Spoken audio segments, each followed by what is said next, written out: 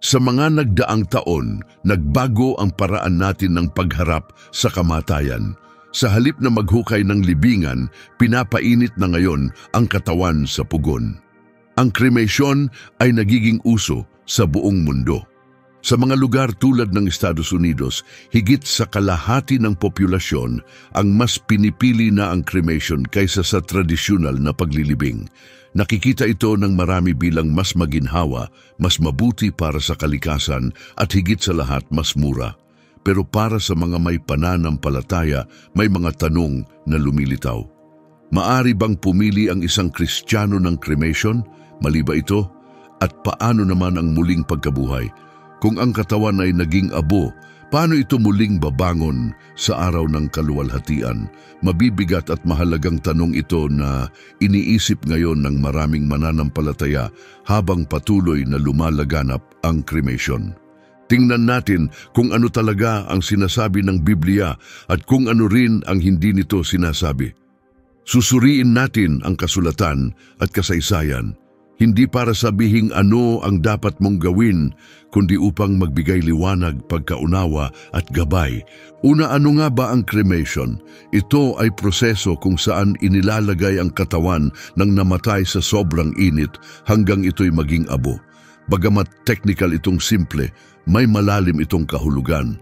Ang katawan ay inilalagay sa isang silid kung saan ang apoy ay umaabot sa 800 hanggang 1,000 degrees Celsius.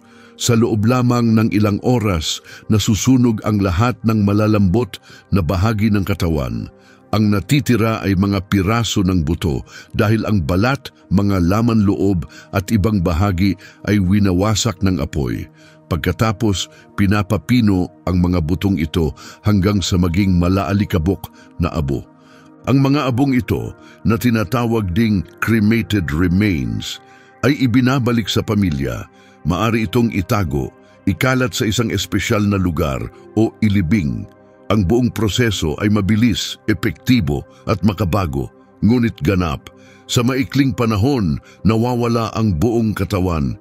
Hindi tulad ng lupa, ang mga abong ito ay kulay abo, parang pinulbos na bato at wala ng anyo ng dating katawan. Madalas itong inilalagay sa mga urn, iniiwan sa mga lugar na may kahulugan o inilalagay sa bahay.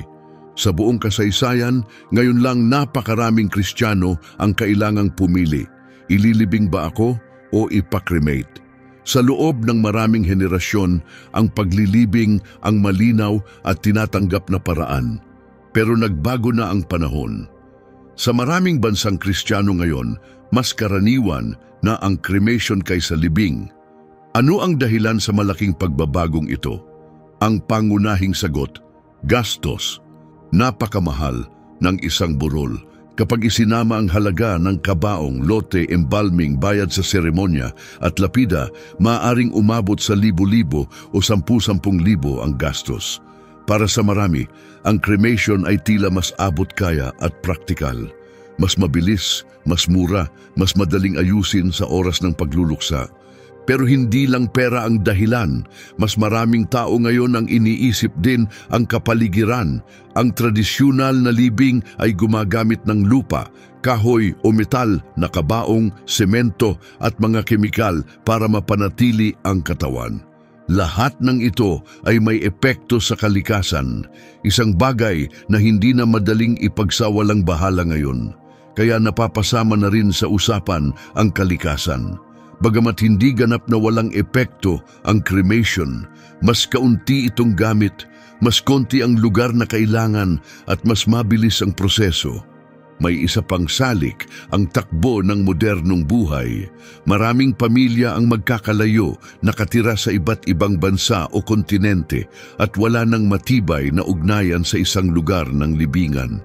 Sa ganitong sitwasyon, mas may kakayahan ng cremation, maari kasing itago, ilipat o ikalat ang abo sa mga lugar na may kahulugan para sa pamilya.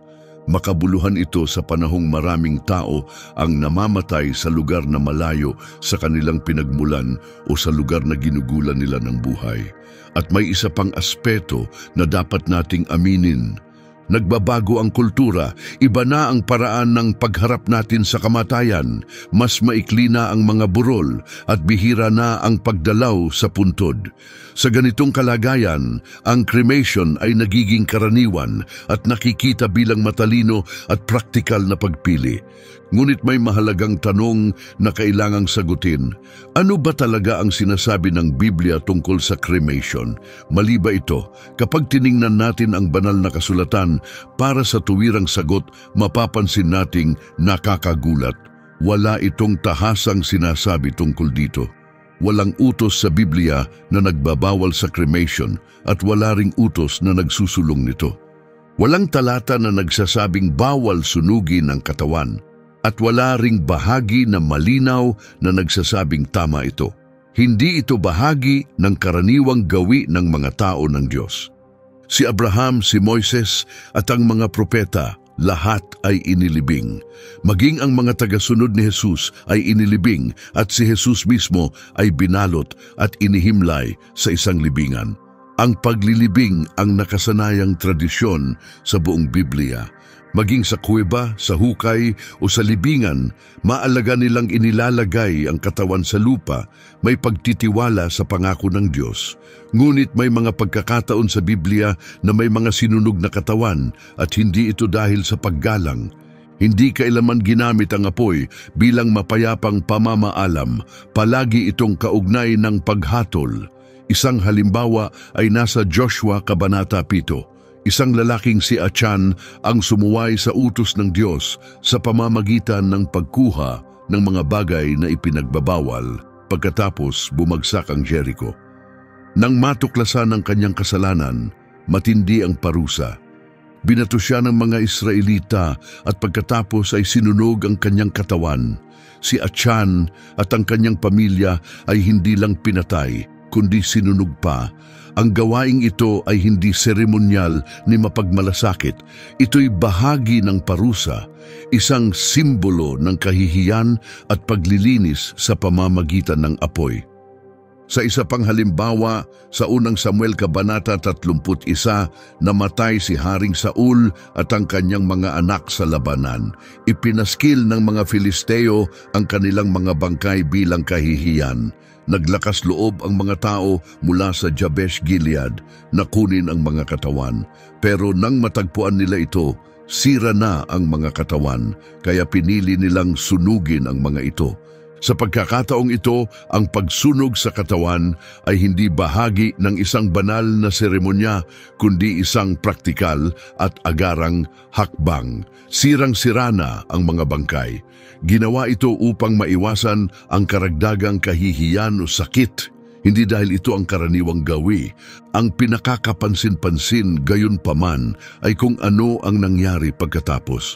Maingat na pinulot ng mga lalaki ang mga buto at inilibing ito sa ilalim ng isang puno. Tila sinusubukan nilang ibalik kahit sa gitna ng masakit na pangyayari ang kaunting dignidad para sa mga namatay. Kahit ginamit ang apoy, ang huling layunin ay nanatiling paglilibing. Makikita rin natin ito sa 2 Hari 23 noong panahon ni Haring Hosayas. Ninais niyang alisin ang pagsamba sa mga Diyos-Diyosan sa Huda, kaya winasak niya ang mga paganong dambana. Paano? Hinukay niya ang mga labi ng mga huwad na pari at sinunog ang kanilang mga buto sa mismong altar na kanilang pinaglilingkuran noon, bilang paraan ng pagpaparumi sa mga lugar na iyon. Sa kasong ito, malinaw na ginamit ang apoy upang ipahiya. Walang respeto, walang ritual ng pagluluksa, puro kahihiyan at pagtatakwil. Ang apoy ay hindi nagdala ng kapayapaan. Ginawa nitong isinumpang lupa ang mga altar na iyon. Palatandaan na ang mga lumaban sa Diyos ay hindi magkakaroon ng tahimik na pamamahinga. Ano ang karaniwang tema sa mga talatang ito? Sa tuwing nababanggit ang pagsunog ng katawan, hindi ito nakikita bilang marangal. Palagi itong may kaugnayan sa paghatol, parusa o desperadong kalagayan. Sa lumang tipan, kailanman ay hindi inilahad ang kremasyon bilang positibo o banal na gawain para sa mga sumusunod sa Diyos. Sa katunayan, malinaw ang simbolismo ng apoy sa Biblia. Hindi ito karaniwang sumasagisag sa pag-iingat, kundi sa pagwasak. Sa kasulatan, madalas ikinokonekta ang apoy sa paglilinis na dumarating sa pamamagitan ng paghahatol. Mula Genesis hanggang Pahayag, ginagamit ang apoy upang maghatid ng matinding mensahe. Ginamit ito upang wasakin ang mga makasalanang lungsod gaya ng Sodoma at Gomora.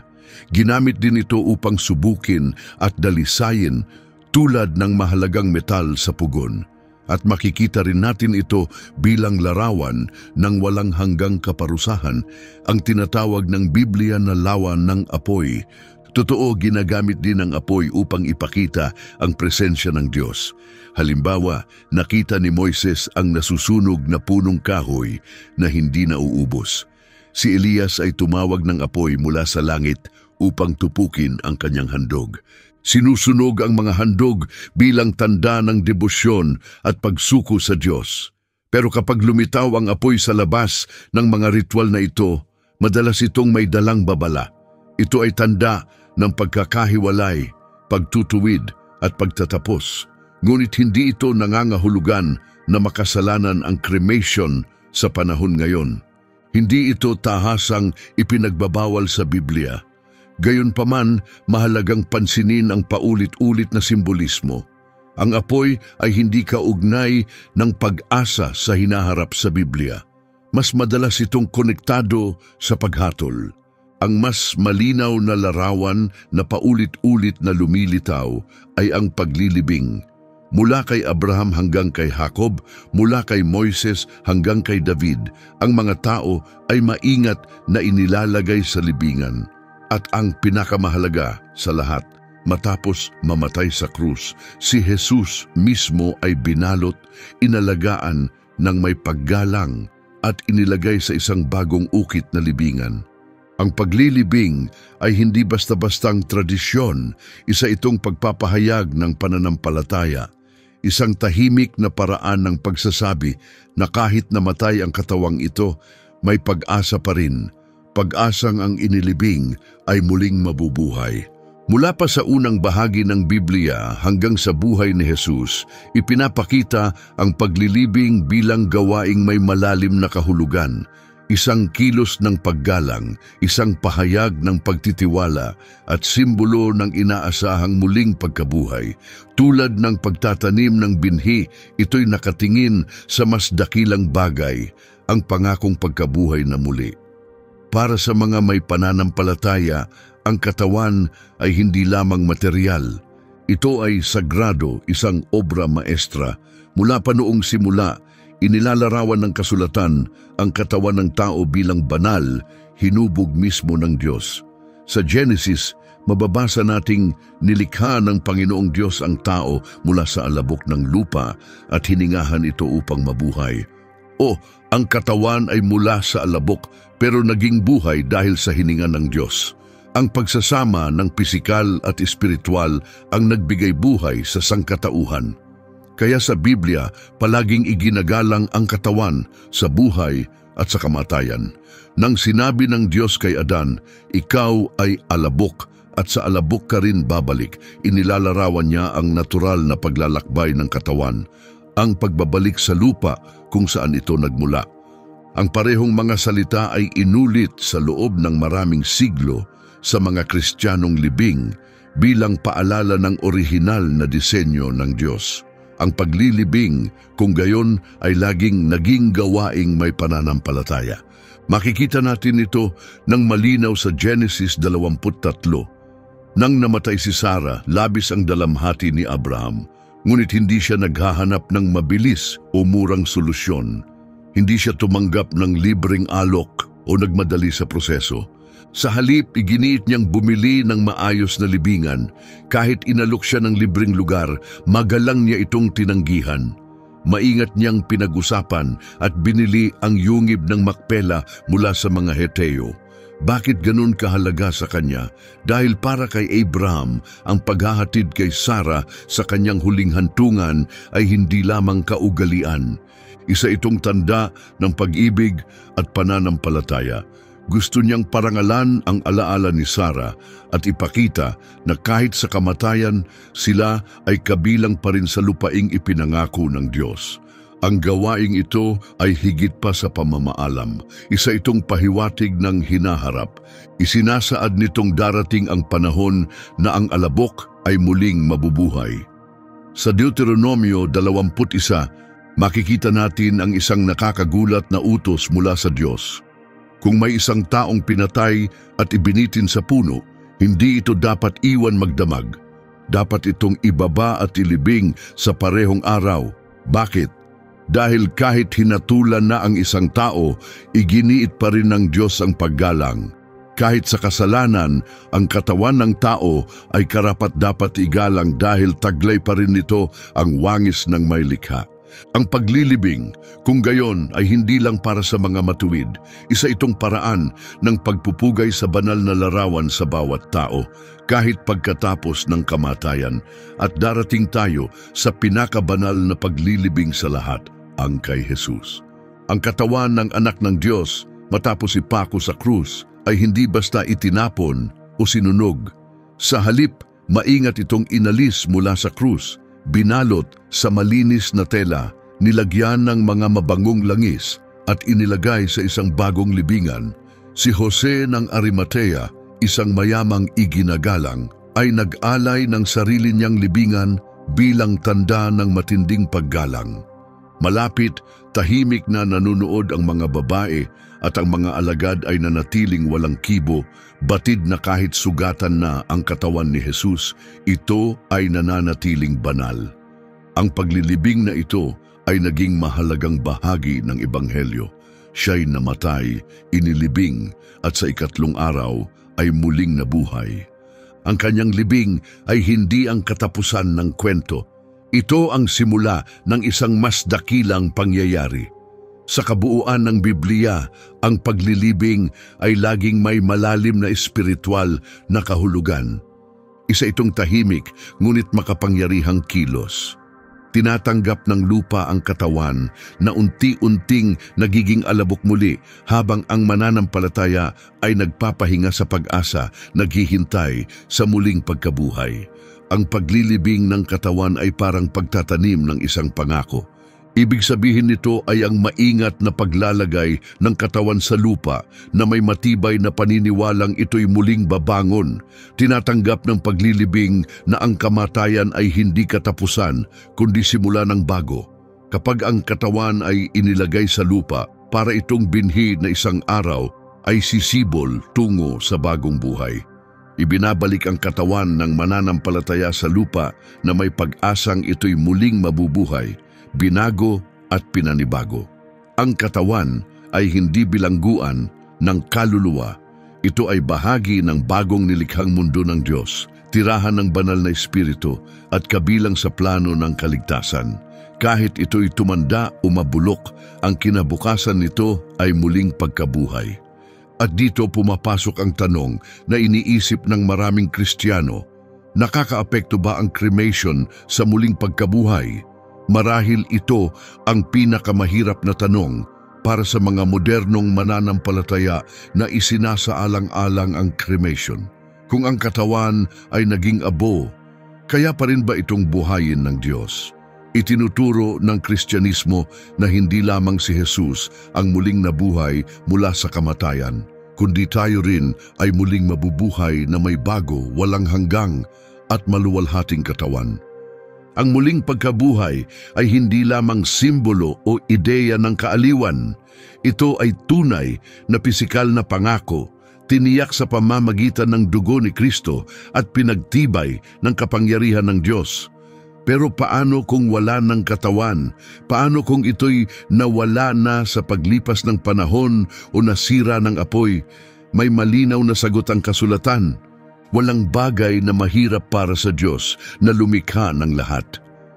Sa unang Korinto 15, tinatalakay ni Pablo ang muling pagkabuhay at sinasagot ang mismong mga katanungang ito.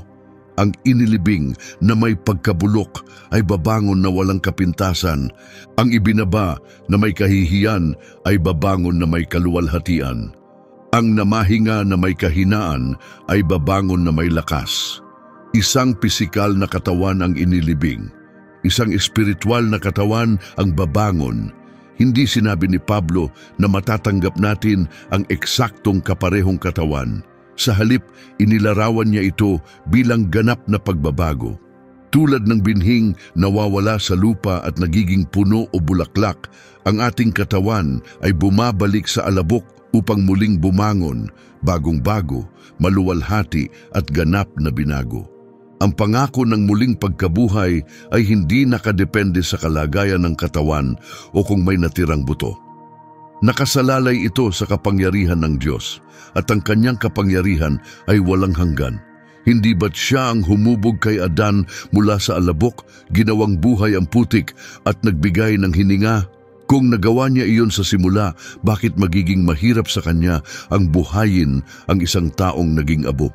Kahit na ang mga labi ay nawala sa dagat, ikinalat sa mga bundok, sinunog o nabura ng panahon, wala itong kaibhan. Hindi kailangan ng Diyos ng pisikal na bahagi upang gumawa ng himala. Sa kanyang salita pa lang, may buhay na.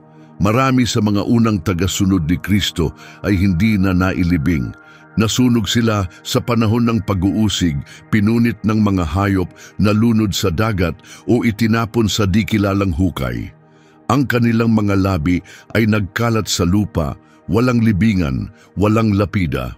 Pero napigilan ba sila nito sa muling pagkabuhay? Mawawala ba ang kanilang pagbangon dahil lang sa hindi napanatili ang kanilang katawan? Siyempre hindi. Ang muling pagkabuhay ay hindi batay sa kung ano ang nakikita o nahahanap, kundi sa Diyos na nakakaalala sa bawat kaluluwa. Kahit makalimutan sila ng mundo o ang makita lang ay abo, kilala sila ni Kristo.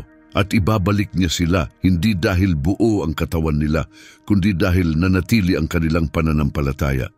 Isinulat ni Pablo na babaguhin ni Kristo ang ating mababang katawan upang maging tulad ng sa Kanya, maluwalhati at bago, sa pamamagitan ng parehong kapangyarihang ginagamit niya upang pamahalaan ang lahat ng bagay. Hindi niya sinabing ibabalik ang katawan ng piraso-piraso. Sinabi niya itong babaguhin. At ang pagbabagong iyon ay walang kinalaman sa kung anong naiwan, kundi sa kung sino ang may kapangyarihan. Kaya, nakakasagabal ba ang cremation sa muling pagkabuhay? Hindi, dahil ang Diyos na nangako ay hindi kailangang umasa sa atin para tuparin ito. Hindi siya nakadepende sa kabaong, buto o lapida. Siya ang may kapangyarihan sa lahat ng nilikha at ang abo ngayon ay maaaring maging kaluwalhatian bukas. Kaya't habang mahalagang pag-isipan at timbangin, ang tiwala natin ay hindi dapat nasa sariling pasya, kundi sa kanyang kapangyarihan. Kung naniniwala kang nilupig ni Kristo ang kamatayan, dapat mo ring paniwalaan na walang apoy, walang alabok at walang pagkabulok ang makakansela sa kanyang pangako. Ang ating kumpiyansa ay hindi sa kalagayan ng ating katawan, kundi sa di matitinag na katotohanang sinabi niya, "Ako ang muling pagkabuhay at ang buhay." Wala ni isamang talata sa Biblia kung saan ipinagbawal ni na Jesus o ng mga apostol ang cremation. Hindi ito kailanman tinawag na kasalanan. Hindi rin iniutos ng batas ang paglilibing. Sa halip, ang kasulatan ay nagbibigay ng mga prinsipyo, ang kahalagahan ng katawan, ang katiyakan ng muling pagkabuhay, at ang katotohanang ang bawat buhay ay pag-aari ng Diyos. Kaya ano ang itinuro ng simbahan ukol dito? Sa mahabang panahon, mariing tinutulan ng simbahan ang cremation, hindi dahil masama ang mismong gawa, kundi dahil noong 1,700 at 800 at 1,800 may mga grupong ginamit ito bilang pahayag. Tinanggihan nila ang paniniwala sa muling pagkabuhay. At para sa kanila, ang cremation ay paraan upang itakwil ang pangakong buhay na walang hanggan. Dahil sa kahulugang iyon, nakita ng simbahan ang kremasyon bilang pagtanggi sa pangunahing katotohanan ng Kristyanismo. Ang pagpili nito sa ganung layunin ay tila pagtalikod sa Ebanghelyo. Ngunit sa paglipas ng panahon, nagbago ang mga sitwasyon at tanong. Unti-unting nagbago ang dahilan ng mga tao sa pagpili ng cremation. Hindi na ito tungkol sa pagtanggi sa paniniwala, kundi mas madalas ay dahil sa kakulangan sa pera, kalusugan o personal na pagpapasya na may halong pag-ibig at malasakit. Dahil dito, muling sinuri ng simbahan ang kanilang paninindigan. Noong 1963, sa pamumuno ni Papa Pablo VI, opisyal na inalis ng Batikan ang mahigpit na pagbabawal. Pinayagan ang cremation basta't hindi ito pipiliin bilang pagtanggi sa paniniwala sa muling pagkabuhay. Mula noon, tinanggap ng simbahang Katoliko ang cremation. Gayunpaman, inirerekomenda pa rin nito ang tradisyonal na paglilibing bilang pinakaangkop na paraan, bilang matibay na simbolo ng pag-asang Kristiyano at koneksyon sa sinaunang kaugalian. Noong 2016, naglabas ang simbahan ng isang mahalagang dokumento na tinawag na Ad Resurgendum cum Christo, na nangangahulugang mabuhay kasama si Kristo. Pinagtibay ng dokumentong ito na ang cremation ay katanggap-tanggap, ngunit naglatag din ng mga tiyak na kondisyon. Una, hindi dapat ikalat ang abo sa labas, hatiin sa mga kamag-anak o itago sa bahay maliban na lang kung may seryosong dahilan. Sa halip, ito'y dapat ilagay sa isang banal na lugar, sa simbahan, kolumbarium o sementeryo, upang ang alaala ng yumao ay manatiling konektado sa pamayanang may pananampalataya at magsilbing panlabas na tanda ng paniniwala. Ikalawa, binigyang diin ng dokumento na ang cremation ay hindi hadlang sa kaligtasan o muling pagkabuhay, hanggat hindi ito pinili upang sadyang itakwil ang turo ng Kristyanismo. Iba't ibang sangay ng Kristyanismo, tulad ng maraming protestanteng evangelical churches at mga Orthodox communities, ay may sari-sariling pananaw. May dalawang ganap na pinapahintulutan ito. May iba na mas pinipiling iwasan ito, pero halos lahat ay nagkakaisa sa isang bagay. Hindi ito kasalanan. Binibigyang diin nila na ang desisyon ay dapat gawin ng may pagninilay, paggalang at espiritual na kahandaan. Sa madaling salita, hindi tinatanggihan ng simbahan ang cremation. Pinapayagan ito, ngunit hinihikayat ang mga mananampalataya na seryosohin ang desisyon, hindi bilang basta-bastang pasya, kundi bilang isang makabuluhang kilos ng pananampalataya. Dahil ang tunay nating hinahanap ay hindi lamang kapayapaan, kundi kapayapaan kay Kristo na pinanghahawakan natin sa kanyang pangako. Ang sinumang sumasampalataya sa akin ay mabubuhay kahit siya'y mamatay. Kaya't narito tayo sa pinakapusod ng tanong, binabago ba talaga ng cremation ang lahat? Bagaman may ilan na natatakot na binubura ng apoy ang ating pagkakakilanlan, ang totoo ay ganito. Bawat katawan ng tao ay sa alabok din mauuwi, hindi binubura ng cremation ang pagkatao. Pinapabilis lamang nito ang isang prosesong likas na nangyayari sa sangkatauhan. Kapag lumisan na ang buhay mula sa katawan, nagsisimula na ang pagbabago. Natutuyo ang balat, humihina ang laman, bumabagsak ang mga organo. Sa loob ng ilang linggo, buto na lang ang natitira at kalaunan, pati iyon ay nawawala. Tawag ng agham dito ay taphonomy, ang pag-aaral ng nangyayari sa katawan pagkatapos ng kamatayan. Kabilang dito ang pagkatunaw, pagkatira ng mga buto at tuluyang pagkalusaw. Kahit ang pinakamagandang kabaong, ang pinakamahal na libingan, sa huli ay nagiging bahagi rin ng lupa, nasisira sa pamamagitan ng bakterya, kahalumigmigan at panahon. Maaring tumagal ito ng ilang dekada o ilang buwan, pero ang wakas ay pareho. Ikaw ay alabok at sa alabok ka rin babalik. Kaya sa ganitong pananaw, walang bago sa cremation. Pinapabilis lang nito sa loob ng ilang oras ang ginagawa ng kalikasan sa loob ng maraming taon.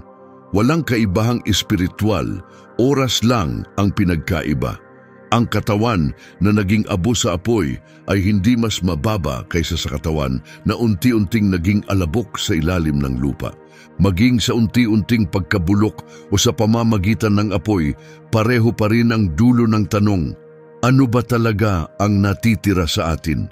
Ang sagot ay payak ngunit malalim. Ang natitira ay ang hindi kailanman kinakalimutan ng Diyos. Ang natitira ay ang ating kaluluwa, ang ating walang hanggang pagkatao, at ang layunin kung bakit tayo nilikha. Ang nananatili ay ang hindi naaagnas, hindi nasusunog, at hindi nawawala kahit sa libingan. Hindi mahalaga kung ang mga buto mo'y nasa ilalim ng krus o ang abo mo'y ikinalat sa dagat. Ang mga limitasyon natin ay hindi limitasyon ng Diyos. Hindi siya mapipigilan ng apoy. Hindi siya makakalimutan ng panahon. Kahit ang lubos na pagkawala ay hindi makakahadlang sa kanyang kapangyarihan. At ang katotohanan ito ang nagbabago sa lahat dahil ang alabok ay hindi wakas. Ito ay simula, isang lugar kung saan naghahanda ang Diyos ng mas dakila. At kung ang alabok ay simula pa lamang, hindi na natin dapat tanungin kung kaya ba ng Diyos na buhayin muli ang katawan, kundi kung paano natin ito igagalang habang ito ay nasa ating pangangalaga. Kahit hindi kailangan ng Diyos ang mga buto para buhayin muli ang patay, tinatawag pa rin tayong igalang ang katawan ng tao. Ang hinubog niya sa pag-ibig ay karapat-dapat igalang. Hindi magkaaway ang pisikal at espiritual. Sa plano ng Diyos, ang mga ito ay magkasamang nilikha.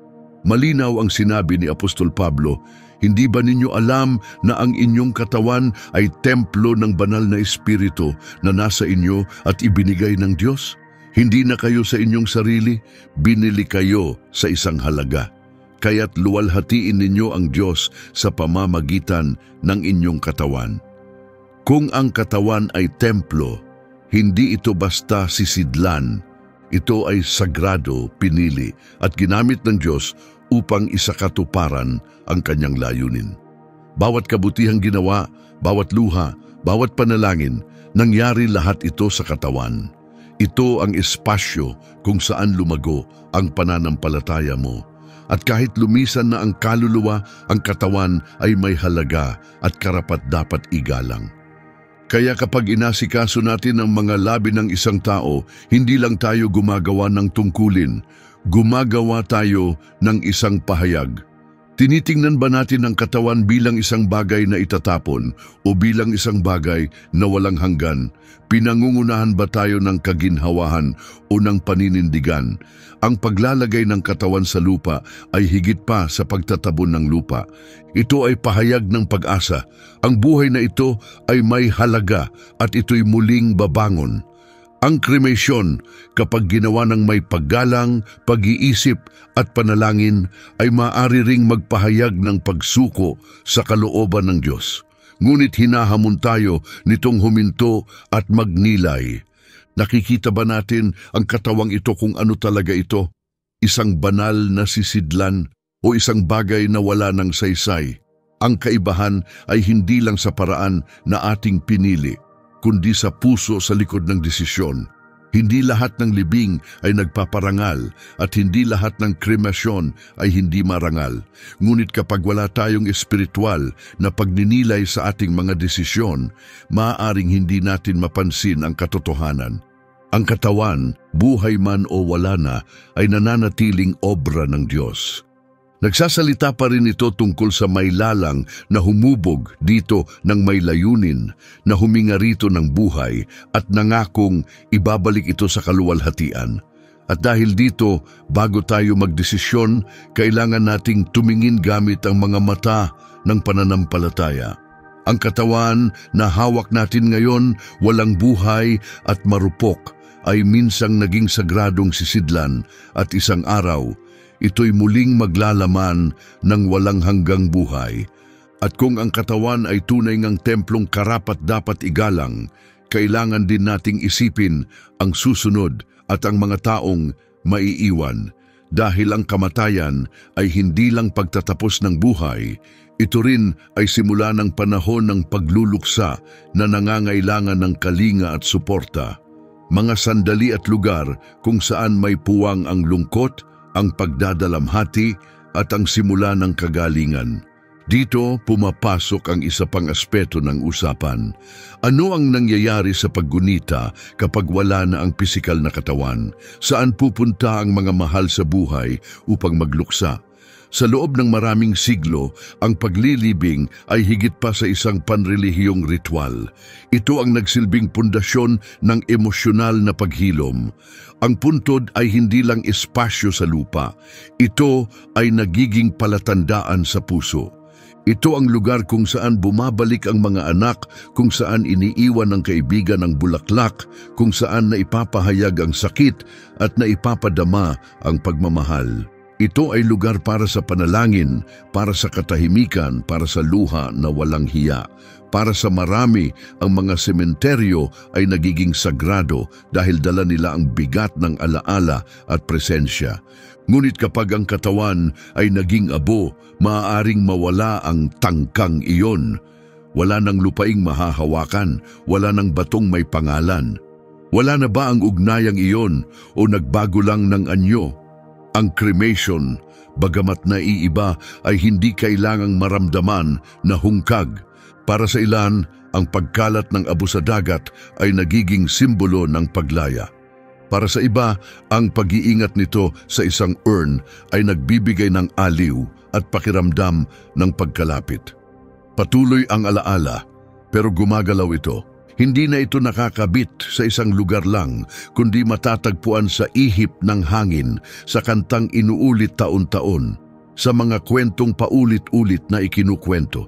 Ang paglibing ng abo sa hardin o pagtatanim nito sa ilalim ng puno ay lumilikha ng buhay na alaala. Ngunit may panganib din. Sa mundong mabilis kumilos at madaling makalimot, ang hindi nakikita ay madaling mapabayaan. Kaya mahalagang pag-isipan ng malalim ng mga pamilya bago magpasya. Ang pagdadalamhati ay nangangailangan ng panahon, nangangailangan ito ng ritual. Bagamat likas ang kamatayan, ang ating tugon ay dapat laging may kasamang pag-ibig at malasakit. Ang alaala ay hindi lang emosyon, ito'y pag-ibig na umaabot sa paglipas ng panahon. Ito ang paraan nating ipahayag na ang buhay na ito ay may halaga, na sila'y lumakad sa mundong ito, at ang kanilang kwento ay may kabuluhan. Maging ito man ay puntod o urn, isang tahimik na sementeryo o malawak na karagatan, bawat isa ay maaaring maging sagradong lugar kung dadalhin natin ang alaala sa ating puso. Sa huli, hindi ang lokasyon ang nagtatakda ng pagluluksa. Ang tunay na mahalaga ay ang patuloy nating pag-alala. At kung ang pag-alala ay nabubuhay saan man dalhin ito ng pag-ibig, kung gayon ang huling pasya ay hindi lang tungkol sa kaginhawahan o praktikalidad. Isa itong espiritual na usapin. Personal ito. Inilalarawan nito kung ano ang pinaniniwalaan natin, kung ano ang pinahahalagahan at kung ano ang inaasahan natin. Walang perpektong paraan, walang eksaktong talata, walang sagot na tama para sa lahat. At dito tayo dinadala sa isang mahalagang tanong: ano ang dapat nating isaalang-alang sa paggawa ng pasya? Walang mahigpit na utos, pero may matapat na mga tanong na makakatulong. Mga tanong na hindi naglalagay sa atin sa isang sagot lang, kundi tumutulong tuklasin ang totoo nating layunin. Ang una at pinakamahalagang tanong: ipinapakita ba ng pasyang ito ang kaluwalhatian ng Diyos? Ako ba'y nagpapatotoo kahit sa kamatayan na tunay akong naniniwala sa pangako ng muling pagkabuhay? Ang pangalawang tanong: ano ang magdadala ng kapayapaan sa mga mahal ko sa buhay? Dahil hindi natin tinatahak ang landas na ito mag-isa. May mga malulungkot, may mag-aalala, may mangangailangan ng panahon at lugar upang magpaalam. Naipag-isipan ko ba ng mabuti kung ano ang maaaring kailanganin nila? Naialok ko ba sa kanila ang isang lugar, pisikal man o simboliko, kung saan maaaring magsimula ang paghilom, maibahagi ang alaala at maibuhos ang luha sa pagmamahal? Minsan, ang pinakabanal na kilos ay hindi ang pinakamadali, kundi ang nagbibigay ng kaaliwan sa mga naiiwan. At ang ikatlong tanong ay direktang tumatama sa budhi. Ano talaga ang nagtutulak sa aking desisyon? Ako ba'y kumikilos dahil sa pananampalataya o sa takot, sa paggalang o sa kawalang pakialam, sa paninindigan o sa kaginhawahan?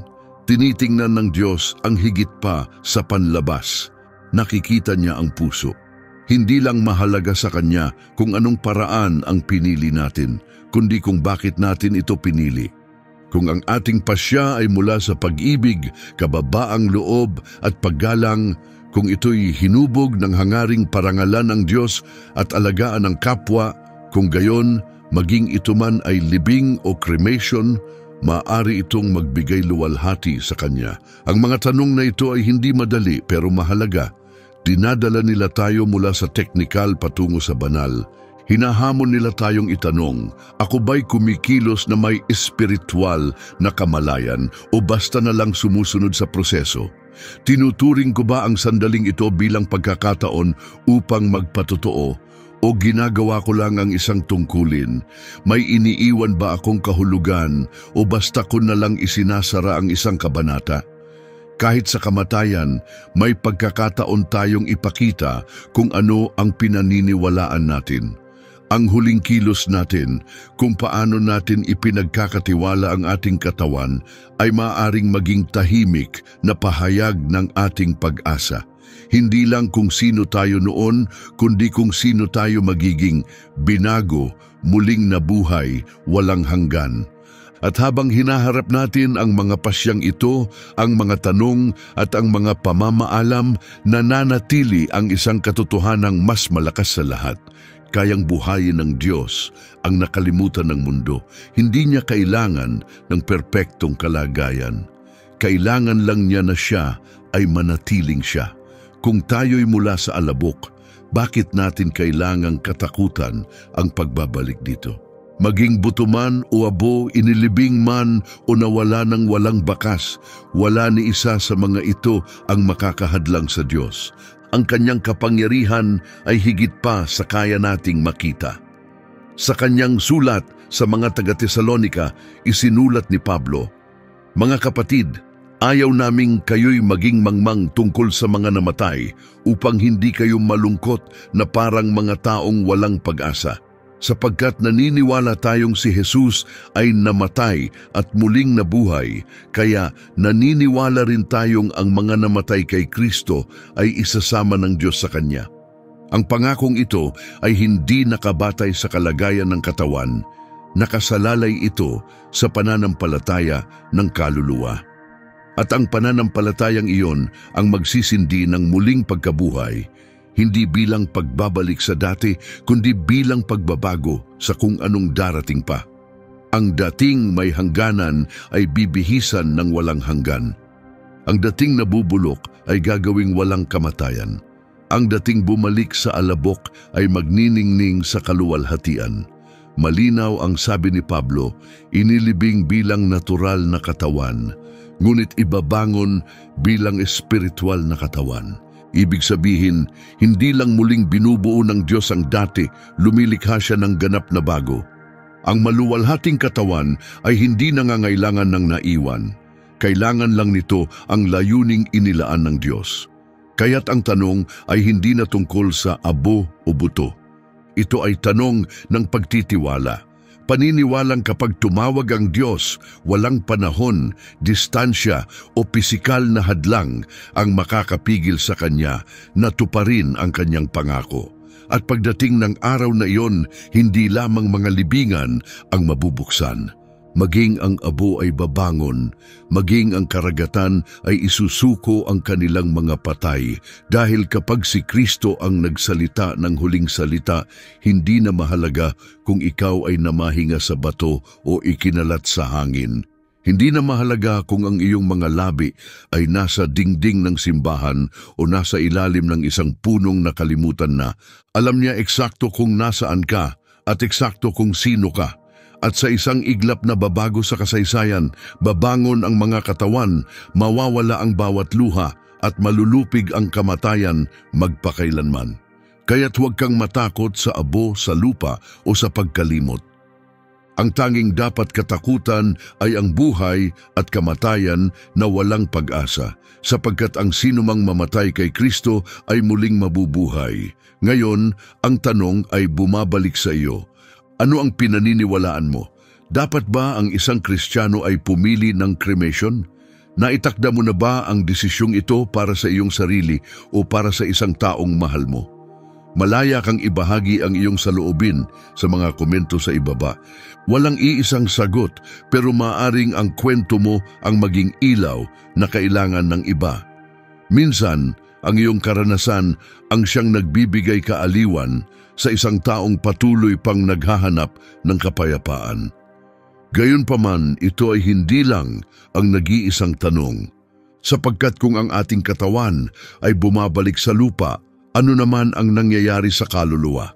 Ano ang nangyayari kapag umalis na ang hininga ng buhay? Ang paglilibing o cremation ay simula pa lamang ng isang mas malalim na hiwaga. Kung minsan mo nang naitanong sa sarili mo kung ano ang nangyayari sa kaluluwa pagkatapos ng kamatayan, dapat mong panoorin ang video na nasa screen ngayon. Ipinapaliwanag nito kung ano ang itinuturo ng Biblia tungkol sa paglalakbay ng kaluluwa lampas sa buhay na ito. Ano ang mangyayari pagkatapos nating mamatay? Saan tayo pupunta? Panoorin ng maigi dahil ang mga kasagutan ay nakasulat sa kasulatan. Pagpalain ka nawa.